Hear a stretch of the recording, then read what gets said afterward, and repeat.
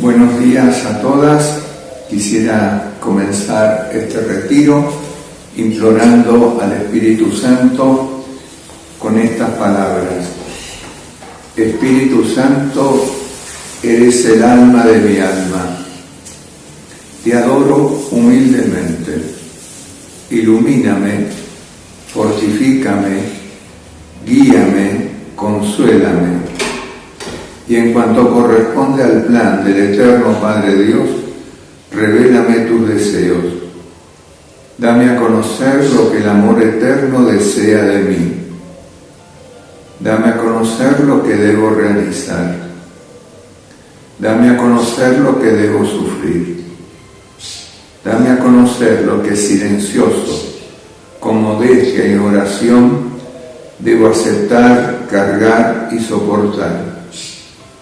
Sí, Espíritu Santo, dame a conocer tu voluntad y la voluntad del Padre, pues toda mi vida no quiere ser otra cosa que un continuado y perpetuo sí a los deseos y al querer del eterno Padre Dios.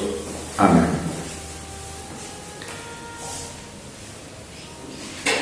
El retiro pasado presenté dos imágenes de mujeres del Antiguo Testamento.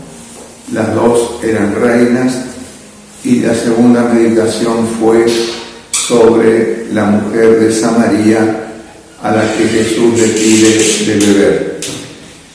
Hoy volveremos con dos meditaciones.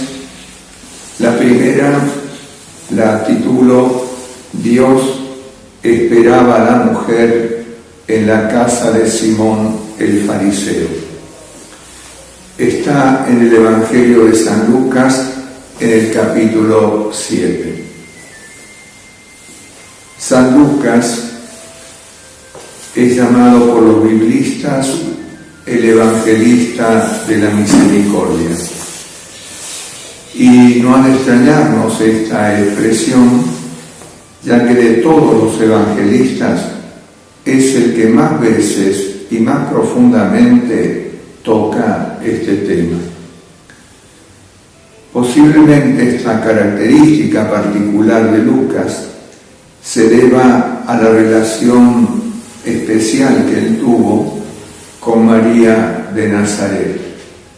Según la tradición, cuando él conoce el cristianismo y va a Galilea y a Judea, llega hasta Nazaret para conocer a la Virgen y hablar con ella. No ha de extrañarnos que fuera ella, entonces, la que le enseñara a Lucas esta parte misteriosa del amor de Dios que fue manifestándose en la vida pública de Jesús.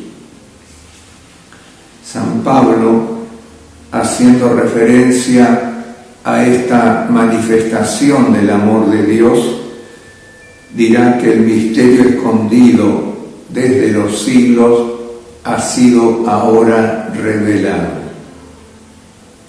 ¿De qué misterio se trata? Los biblistas dicen que se trata de lo que llaman el costado oculto de Dios. Y ese costado oculto de Dios es su maternidad, su amor maternal, una dimensión de Él que se expresa a través de la misericordia. ¿Quién ha revelado este costado oculto de Dios? Jesús. Jesús, el Hijo amado del Padre, ha venido a contarnos lo que vivió en el seno de la Trinidad. Y el texto que vamos a meditar hoy hay que situarlo en el marco de esta misión de Jesús, revelar cómo es su Padre, revelar lo que estaba escondido desde siglos. Vamos antes que nada a situarnos en la imagen, en la escena evangélica. Jesús ha irrumpido en el escenario de Galilea y de Judea. Las multitudes lo siguen están impactadas por su enseñanza y sobre todo por los milagros que realiza. Algunos maestros de la ley judía, como también muchas autoridades del templo, sienten curiosidad por conocer a este profeta de Nazaret. Y es así que un fariseo de nombre Simón invita a Jesús a almorzar a su casa. Al mismo tiempo invita a otros fariseos para que lo acompañen. Una vez que se han instalado, es decir, que se han recostado en torno a la mesa, se oyen voces y gritos que proceden de la entrada de la casa de Simón. De repente ven entrar a una mujer en la sala. Sus cabellos son largos y su vestimenta indica qué clase de mujer es. Se trata de una prostituta. Su rostro se ve desencajado, lloroso, y en sus manos lleva un gran frasco de perfume. La mujer recorre con la mirada la sala hasta descubrir a Jesús. Va hacia él y se sienta a sus pies. Antes que nada es bueno aclarar por qué esta mujer pudo entrar en la casa de Simón el fariseo. Pudo entrar porque, según las disposiciones de la ley judía, quien tocaba un objeto o persona impura quedaba contaminado. Esta mujer pudo entrar porque ella era una impura por lo que realizaba en su vida, y por eso nadie, ni siquiera los servidores de Simón, se habían atrevido a tocarla para impedirle la entrada. La mujer va a donde está Jesús y es ahí donde ella desencadena un accionar que el evangelista San Lucas explica a través de una serie de verbos. Escuchemos con atención. La mujer se coloca junto a los pies de Jesús, llora, moja con sus lágrimas los pies del Maestro, los seca con sus largos cabellos de pecadora, los cubre de besos y los unge con perfume. Todos estos verbos indican el accionar de la mujer que ha terminado postrada a los pies de Jesús. ¿Quién es esta mujer? No lo sabemos, no hay fundamentos suficientemente sólidos para identificarla, pero muchos biblistas opinan que podría tratarse de María de Betania, la hermana de Lázaro y de Marta. ¿Por qué se coloca detrás y junto a los pies de Jesús? Porque según la costumbre de la época, el comensal se recostaba sobre un tapiz, colocando los pies hacia atrás de él. Es así que la mujer se coloca en el lugar más natural para hacer lo que pretende, mostrarle su gratitud, su profunda gratitud a Jesús. El tema de los pies tiene un enorme significado en la Biblia. Por ejemplo, el profeta Isaías había anunciado con gozo la época del Mesías diciendo: qué hermosos son los pies del mensajero que trae la buena nueva y anuncia la paz. El profeta habla de los pies del Mesías y el Mesías está ahí en la casa de Simón.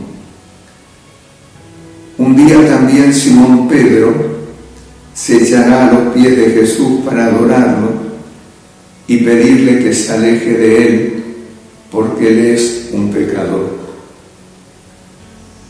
En la mañana de la resurrección será María Magdalena la que va a abrazar los pies benditos de su Maestro. En este pasaje es una mujer pecadora pública que ha sido rehecha por Jesús. La mujer llora. Son lágrimas de no son lágrimas de angustia, no son lágrimas de sufrimiento, son lágrimas de alegría y gratitud.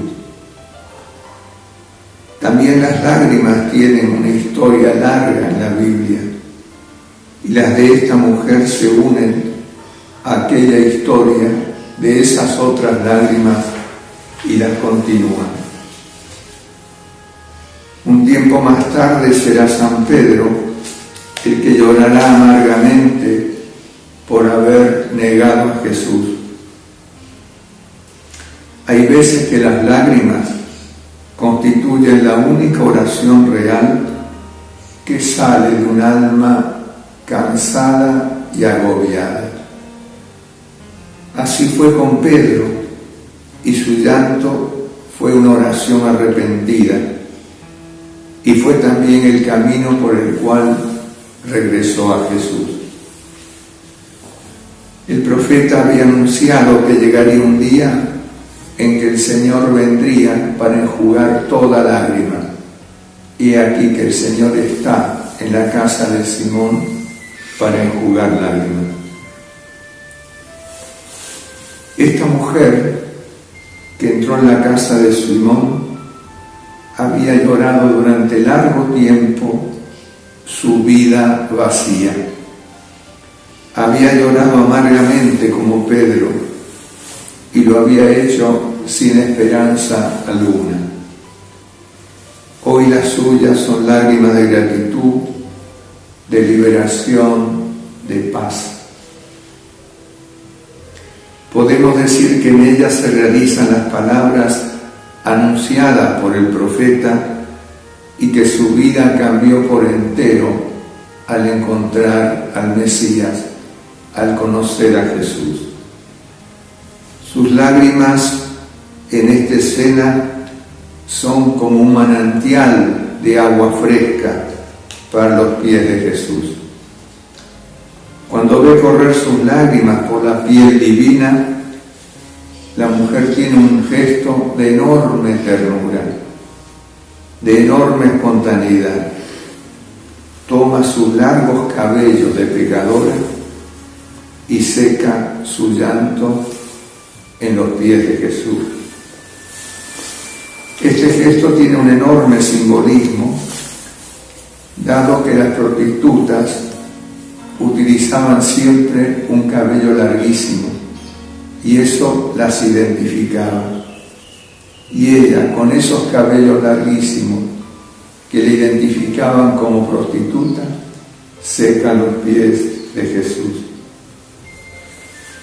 Fue en ese momento que se supo amada, incondicionalmente amada, y supo también que el amor siempre es gratuidad. Fue en ese momento que supo que su historia había sido alterada para siempre y que ahora tenía un nuevo futuro. Ella había vendido amor. Ella había comprado amor con su cuerpo. Ahora era amada sin condiciones. Era amada por lo que ella misma era en su interior. Jesús supo ver el hambre y sed de amor auténtico que había en esta mujer. La mujer supo sin duda alguna, y es lo que manifiesta su acción, como también el riesgo que corrió, que ahora su alma estaba colmada de luz, que ya nadie le podría arrancar la paz de su espíritu, y que no había sido abrazada sino por un amor desmedido. Todo lo dicho lo expresa a través de sus besos, de sus lágrimas, del secar los pies de Jesús, de sus besos y el perfume. El besar era parte de la cultura de Israel y formaba parte del saludo de paz que se daban unos a otros.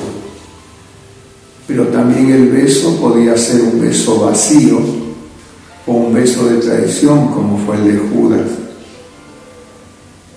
No fue así el beso de esa mujer. Ahora ella besa incansablemente, besa con una ternura de madre los pies de Jesús, como si esos pies fueran un niño.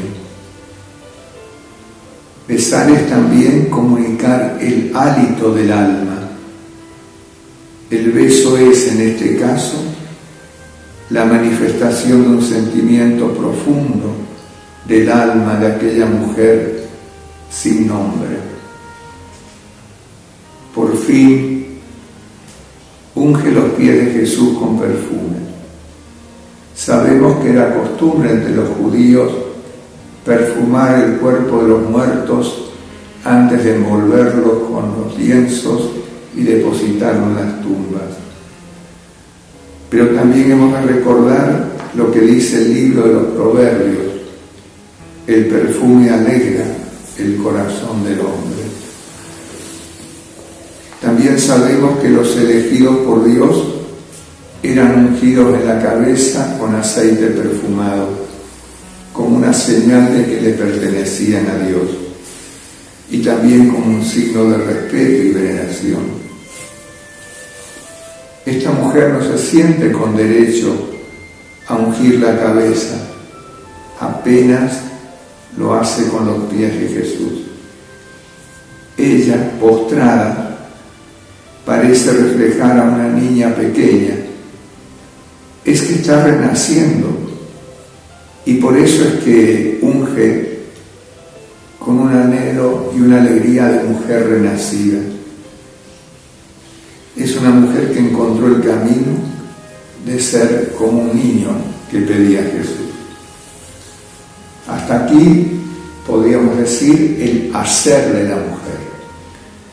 Mientras todo esto ocurría, cada uno de los presentes tenía su propio pensamiento y su propia opinión sobre lo que estaba viendo.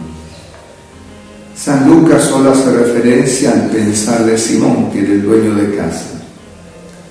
Simón, que estaba pensando: si por Jesús, fuera un profeta, sabría qué clase de mujer lo está tocando, una pecadora.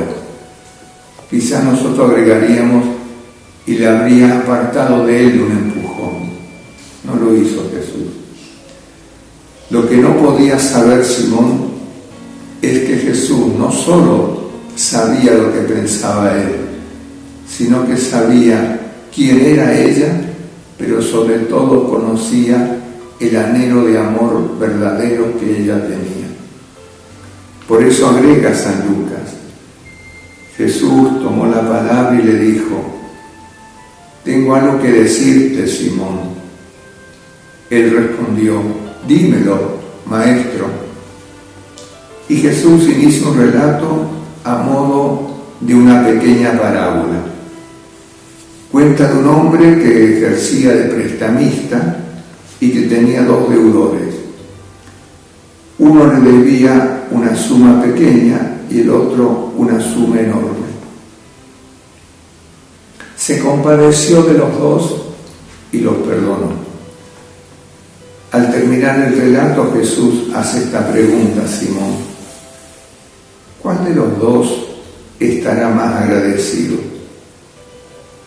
Simón le contestó: supongo aquel a quien se le perdonó más.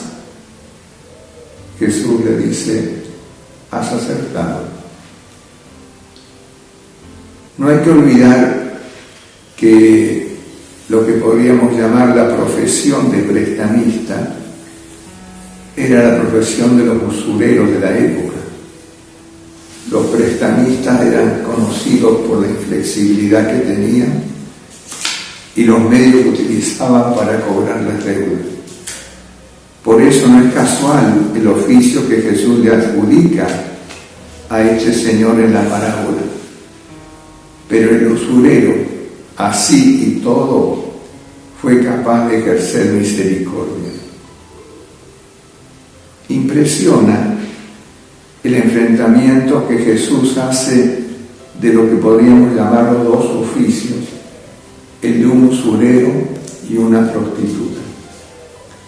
Y Jesús, tras poner en el centro de la parábola al prestamista compasivo, ahora se vuelve y pone en el centro a la mujer y a los gestos que ella realizó.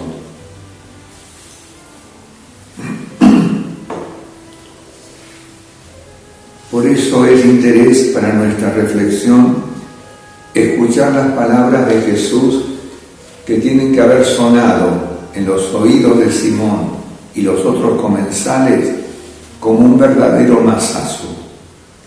Dice así Jesús: ¿ves esta mujer?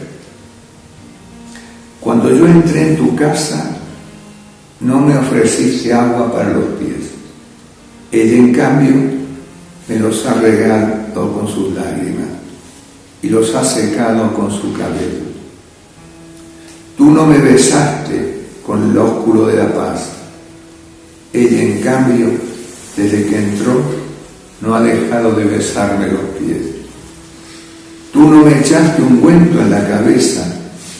Ella, en cambio, me ha ungido los pies con perfume. Las palabras de Jesús son de mucha importancia, ya que es la manera como interpreta Dios el gesto de la mujer.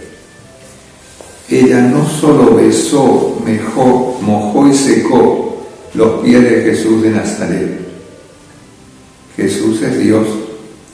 Ella, sin saberlo, besó, mojó, secó y perfumó los pies de Dios.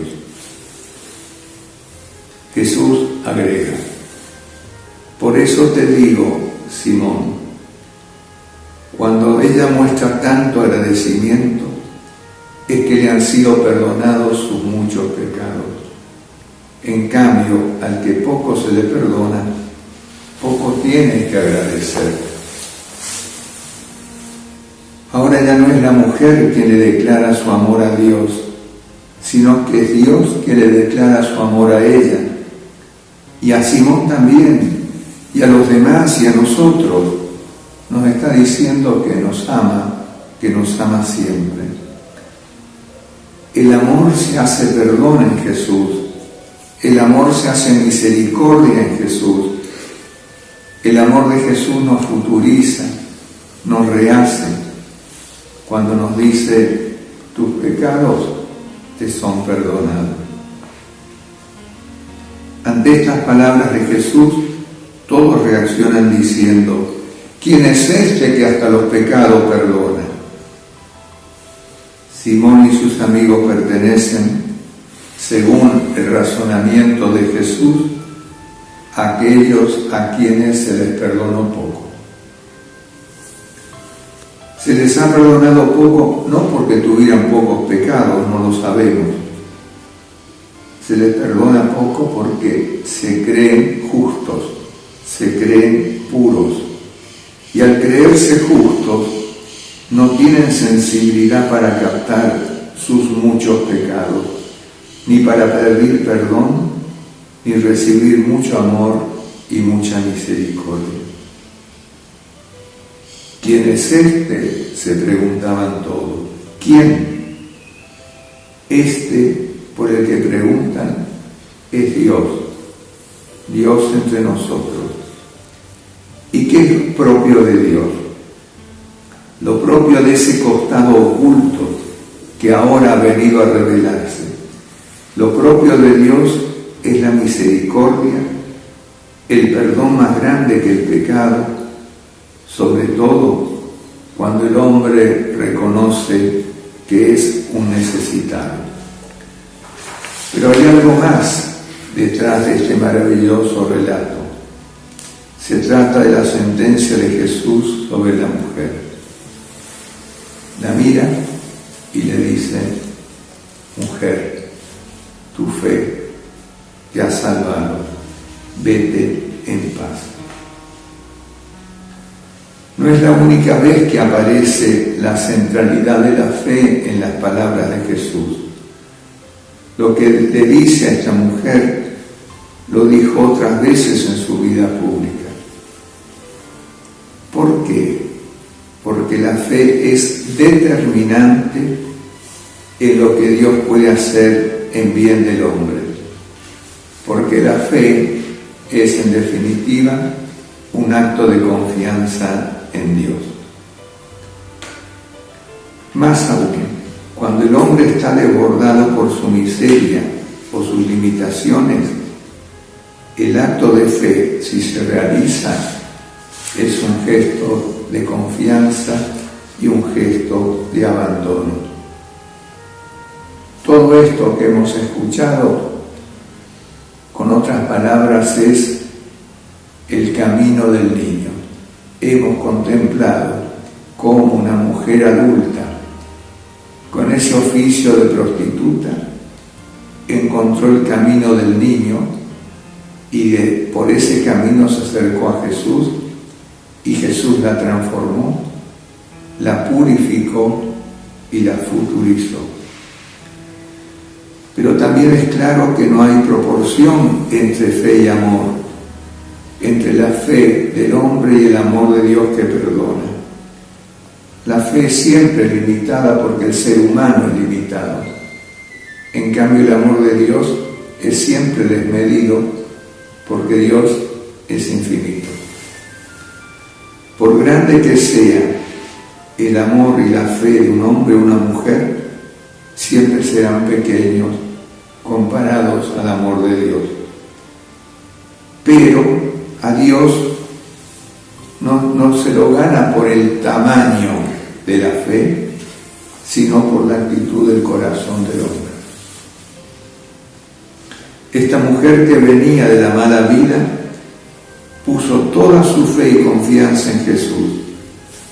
Fue un acto de abandono en aquel que la había conmovido cuando lo escuchaba, en aquel que le había hecho comprender que Dios tiene entrañas de misericordia y que esas entrañas nunca se cierran al hombre cuando el hombre reconoce su pecado.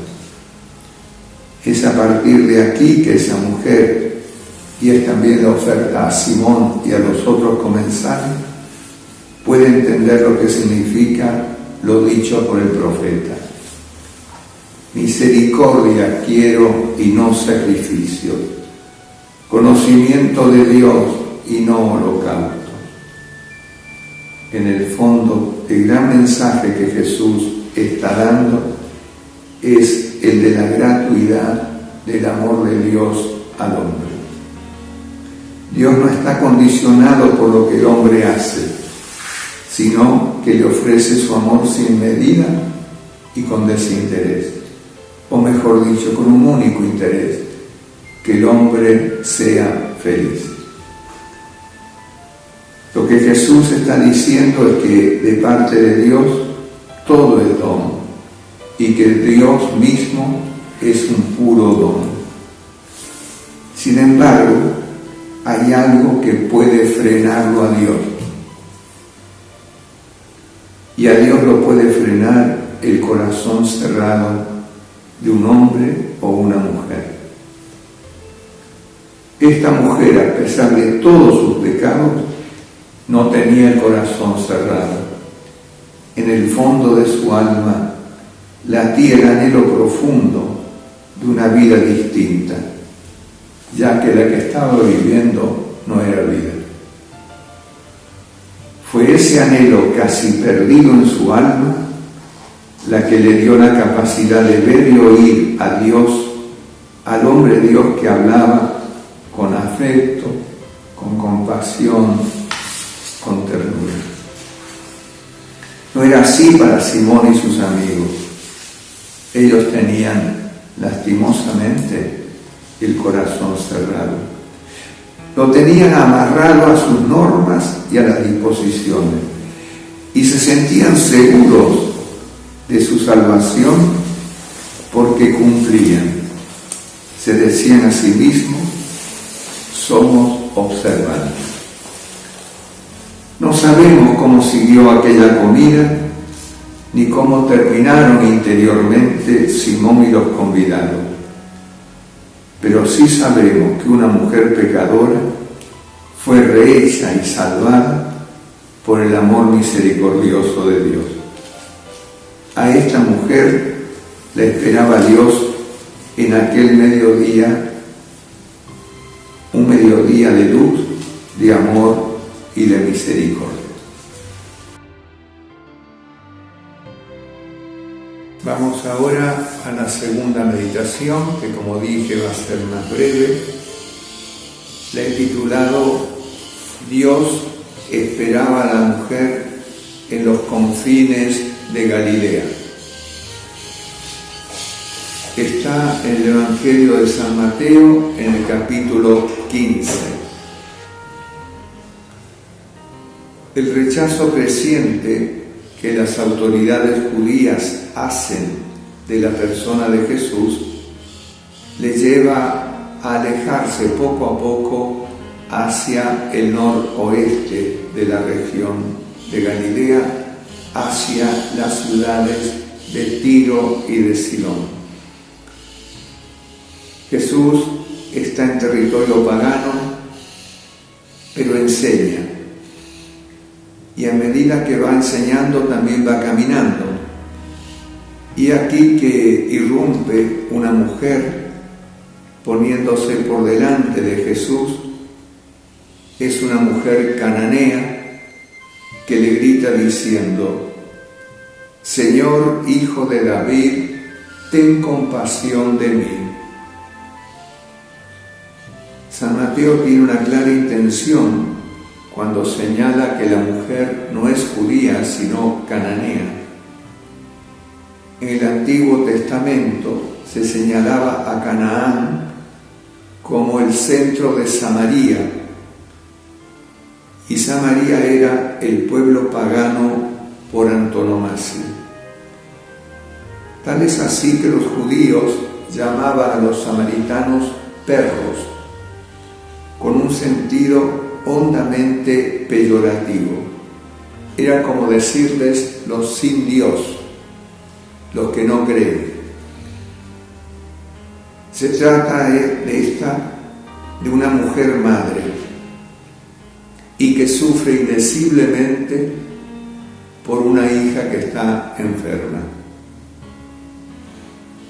E identifica esta enfermedad con un demonio, es decir, con un mal que a ella se le presenta incurable y que le está destruyendo la vida a la hija y por lo tanto a su propia vida de madre.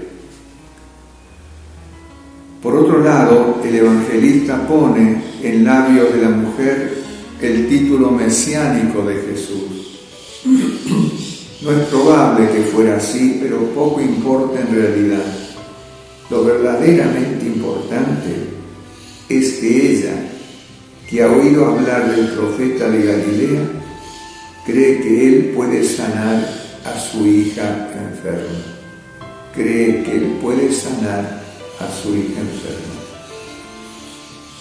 En la actitud de Jesús surge algo notable: el pedagogo, el gran pedagogo.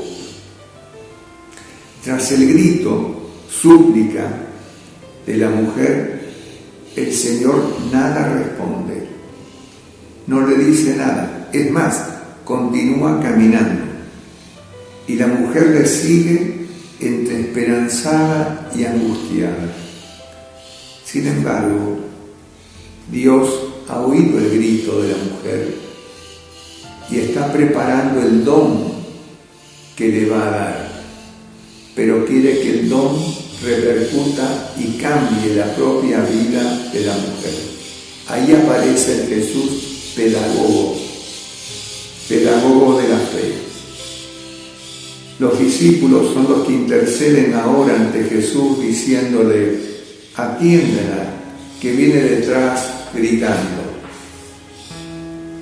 Ellos interceden, pero también están fastidiados.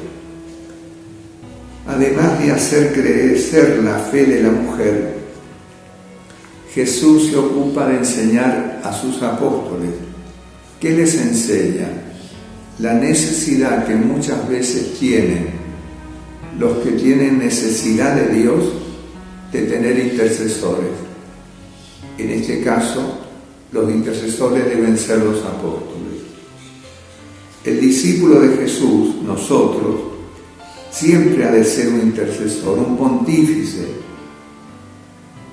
El discípulo de Jesús, el bautizado, es el que se coloca en la brecha entre Dios y la necesidad del hombre para hacer de puente, un puente que normalmente es de súplica y de solicitud.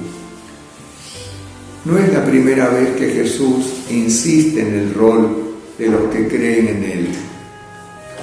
Ya lo había dicho, por ejemplo, cuando la multiplicación de los panes y los peces dice a los apóstoles: dadles vosotros de comer. Y tras el milagro, no será Él quien reparta la comida, sino los discípulos. Se trata por eso del rol mediador de los discípulos y discípulas de Jesús. Tras el pedido de los apóstoles para que Jesús atienda a la mujer, Él realiza una revelación que tiene que haber conmovido a aquella mujer cananea.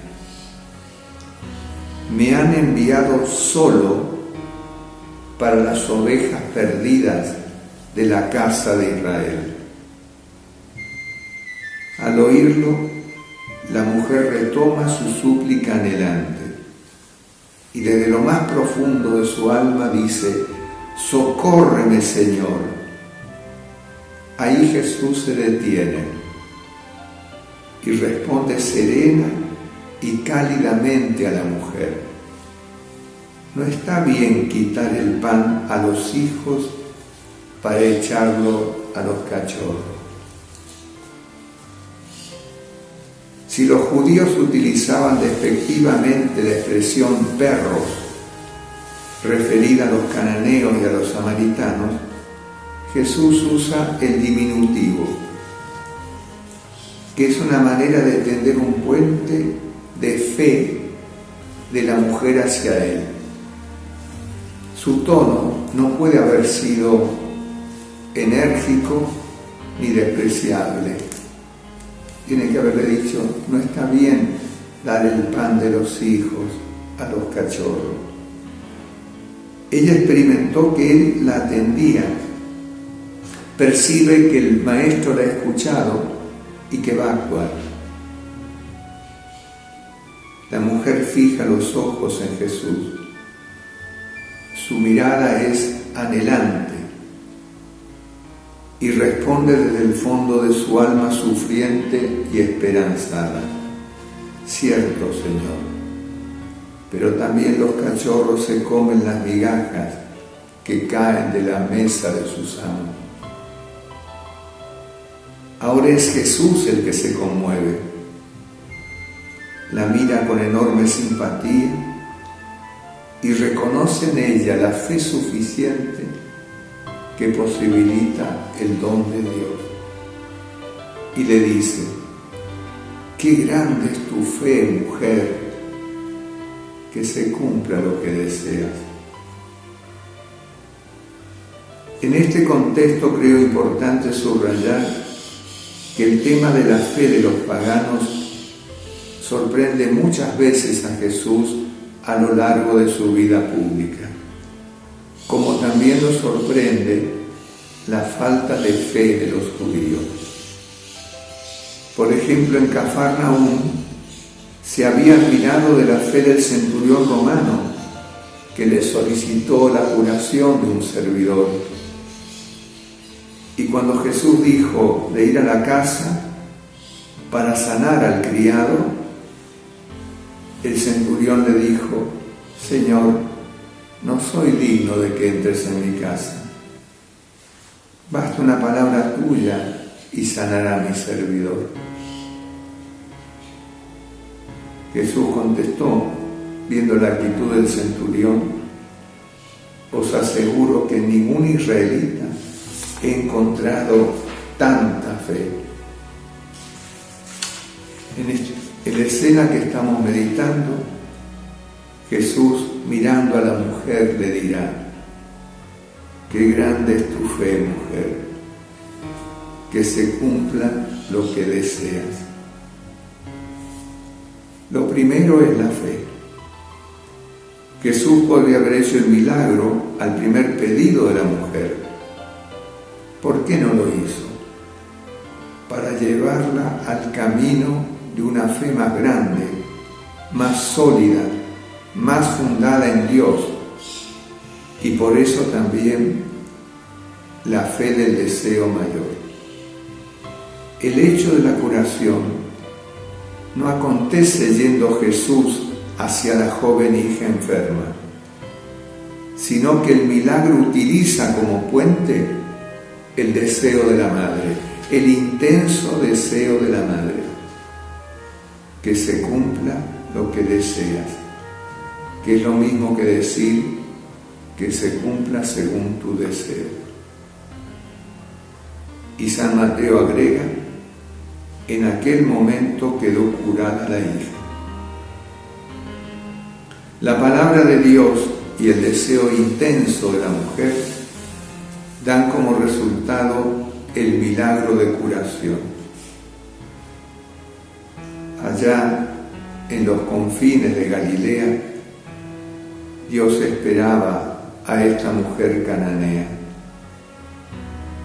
Quería despertar en ella la fe que nace y crece a través del deseo.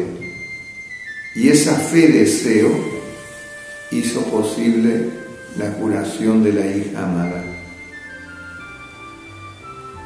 Así como en el inicio de la Biblia, Yahvé oyó en el desierto el llanto de Agar, la esclava de Sara, mujer de Abraham, en esta escena el Dios hecho hombre oye el grito y ve el llanto anhelante de esta mujer madre desesperada, pero que pone en él toda su esperanza, su última esperanza. Y Dios se hace esperanza cumplida. Y los gritos callan y el llanto ahora es de alegría, porque la hija amada está sana. Lo que hemos meditado es un acto de amor insondable de Dios para con una mujer pagana. Lo que hemos meditado es el amor insondable de Dios para una mujer madre. Pensemos, meditemos, ¿qué aprendemos de esta escena? Que tengan un muy bendecido día de retiro. Amén.